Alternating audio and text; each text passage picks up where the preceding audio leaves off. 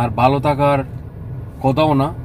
বিশেষ করে এই ভিডিওটা বানানোর উদ্দেশ্য হলো কাতার যারা আছেন, কাতার প্রবাসী আছেন, আমি অলরেডি একটা ভিডিওতে বলছি, আবার নতুন করে বলতেছি, আপনারা যারা নো ওয়ার্ক ভিসায় বা ফ্রি ভিসায় আসছেন বা এক কোম্পানি থেকে আরেক কোম্পানিতে কাজ করতেছেন, আপনারা একটু সাবধান, ধৈর্য ধরুন। প্রয়োজনে 1 মাস কষ্ট করুন, রুমে থাকুন, কাজে যাইবেন না। অধিকাংশ মানুষকে কোনো কথা নাই, মানে কোনো একটা সে শব্দ নাই। তারা অনেক ভাই আমাকে বলছে,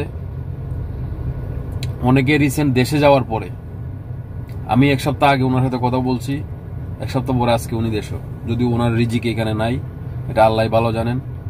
তো কাতার পুলিশ এমন আচরণ করতেছে, আপনার কোম্পানি ব্লক হলে এক কোম্পানি থেকে অন্য কোম্পানির কাজ করলে সহজভাবে আইডিটা নিয়ে আইডিটা ভেঙে ফেলে, পালাই দিয়ে সোজা দইরা নিয়ে যায় সফর জেলে। এরকম অনেক অভিজ্ঞতা আমাকে অনেক ভাই শেয়ার করছেন, মেসেজে বলছেন, কান্নাকাটি করছেন। তো আসলে কান্নাকাটি করে তো ভাই লাভ হবে না। আমি আপনাদেরকে আগেও সতর্ক করছিলাম যে আপনারা যে কোম্পানিতে আছেন ওই কোম্পানি থেকে একটা এরা পেপার, যেটা বলে চেঞ্জ পেপার, এগ্রিমেন্ট পেপার, ওইটা নেন। যে কোম্পানিতে যাইতেছেন কাজ করবেন তাদের সাথে একটা এগ্রিমেন্ট করেন।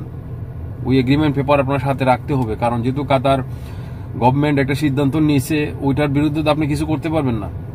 তো সবচেয়ে বুদ্ধিমানের কাজ এখন হবে, আপনারা যারা কাতারে আছেন, বিশেষ করে আপনারা প্রয়োজনে 15 দিন 1 মাস কাজে যাওয়ার প্রয়োজন নাই। আপনারা রুমে থাকেন, কষ্ট করলে 20,000 টাকা খরচ হয় এখানে থাকা খাওয়ার, প্রয়োজনে বাড়ি থেকে আইন না 1 মাস ধৈর্য ধরেন।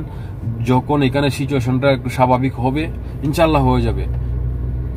এইখানে মূলত বিষয়টা আমি আপনাদেরকে বলি, এই 2 মাসে লেবার কোডে অনেকগুলা মামলা হয়েছে, অনেকগুলা কমপ্লেন গেছে, বিশেষ করে বাংলাদেশি কোম্পানিদের বিরুদ্ধে।